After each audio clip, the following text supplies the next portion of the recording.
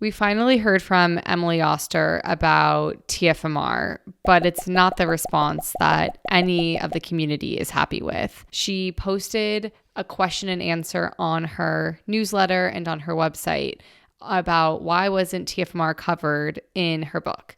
And it's quite interesting because the question is from someone named Erica. It's not a question I ever asked. And I pointed this out to Emily Oster when she presented me with the Q&A that she was going to publish. And I asked her, hey, if you end up using my question, totally fine, but can you use my question verbatim? And then she told me that it must have just been a different Erica that asked a question.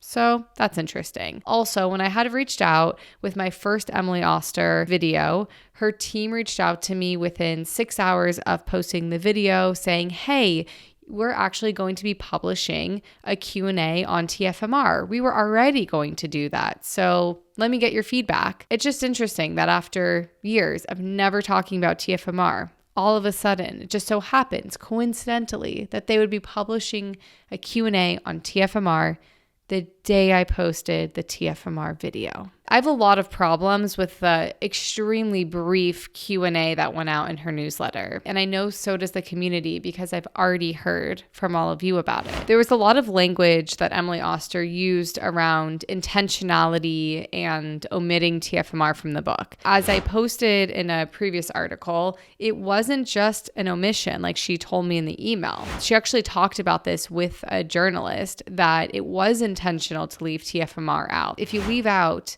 a community where it's 3 times more common than stillbirth, then there is a knowingness that a huge portion of the community is going to feel isolated and alone. One of the most valid arguments that the TFMR community can hold on to is that Emily Oster stated at the beginning of her response that they use the frequency of situations and events to determine what should be included in her book. And I'll say it again, TFMR is 3 times more common than stillbirth and infant death combined. And yet stillbirth got its own chapter. And I'm not dismissing the importance of stillbirth. I'm just advocating for the inclusion of TFMR. And then she mentioned that TFMR is not a condition in itself, and so therefore it wasn't included in the book. But neither is miscarriage or stillbirth. There are factors that lead someone to have a miscarriage and factors that lead someone to have a stillbirth and factors that lead someone to terminate their pregnancies for medical reasons. It is glaringly obvious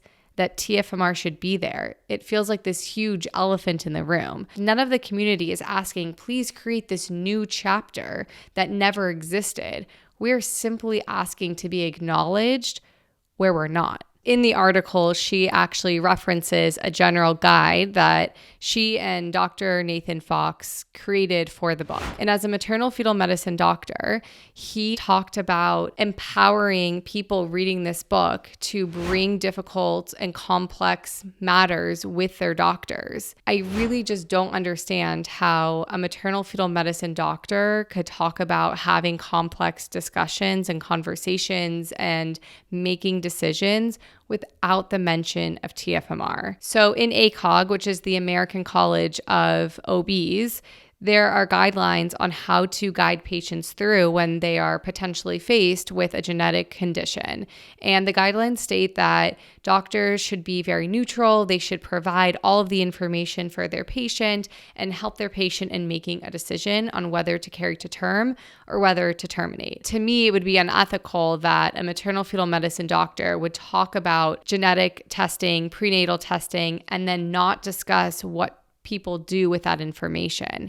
It's like giving a teaser, but then not actually finishing the entire story. It's like still wild to me that a maternal fetal medicine doctor would ever co-author a book and be okay to leave TFMR out completely. Emily Oster sent me the draft of the initial Q&A, and I let her know that I felt it was very problematic that she compared TFMR to cholestasis. Cholestasis is a condition that can happen in pregnancy where a pregnant person's liver stops working, and it can lead to serious complications. There are ways to diagnose this, and a lot of times the pregnant person has really itchy hands, and then they can get blood tests to confirm it. And the treatment looks like getting medication, taking medication that doesn't really pose a threat to the fetus, and then in really severe cases, doing an early induction. So it does increase the likelihood of preterm births, but these parents get to bring home a healthy living child. So comparing a condition that happens in pregnancy that can be treated to not bringing your baby home just doesn't make sense. And I did provide that feedback that that comparison is harmful and hurtful to us. And then it was still left in. And this 3-minute read of what about TFMR, I do have to say that I'm glad that this was done. It's a step in the right direction. It is the bare minimum. And Emily Oster did acknowledge that the overturn of Roe v. Wade has decreased the amount of providers who can adequately provide care for patients.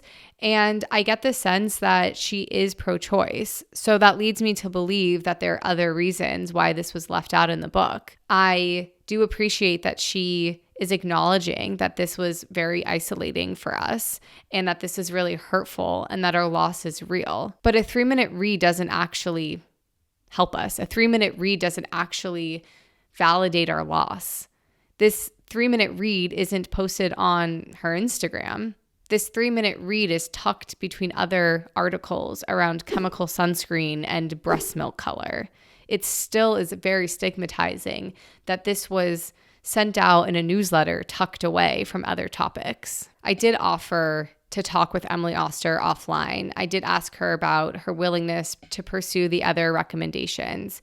I still am willing to meet with Emily Oster. I'm not sure why at this point she doesn't want to have this conversation offline. And if it's not with me, I hope she is willing to learn more about the TFMR community, to jump into her grief and loss, to figure out how to include us. It is the purest of disenfranchised grief. It is telling us that, okay, you are grieving, we hear you, but we're not going to do anything about it. We're just going to send out this 3-minute read to make you feel a little bit better. As someone who has a PhD in clinical psychology, I value data. I've worked in academic medical institutions, and I always look to the research in my own life and in my own practice. When Emily Oster is talking about how she is data-driven, she's an economist, she uses data to answer people's questions and make people feel less anxious about pregnancy and pregnancy complications. It's not just data-driven. It is picking and choosing what deserves to be discussed. And that's the opposite of research-driven efforts. And then they had an opportunity to speak to the TFMR community and make it right. And instead, it just feels like more covering up. We have the data to prove that this was an intentional omission. In the original email, there was mention about having a willingness to talk with me in a public forum.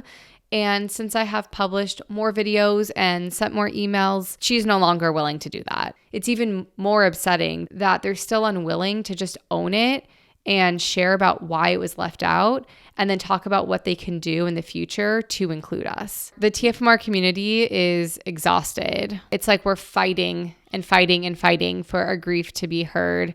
We're fighting to show that the data is there. I'm over and I'm done with telling people that we deserve to be included, and yet I still will. And we have given Emily Oster an opportunity to right the wrong of not including us. I am still open to have her include us in other ways. The 3-minute read was fine, not enough, not sufficient. I would really hope that she will not just consider, but actually start taking steps towards including us. I want to collaborate with professionals and people who are putting books out there to teach them how to include us. I want all of you to know that I see your grief. I will continue to advocate for the TFMR community. We don't need a book to be written to prove that our grief is valid, but it really just perpetuates the stigma that we're doing something wrong. And I just want all of you to know that we are stronger than this, that we can come together and we will figure out a way so that future books and future education around reproduction and pregnancy complications always includes termination for medical reasons.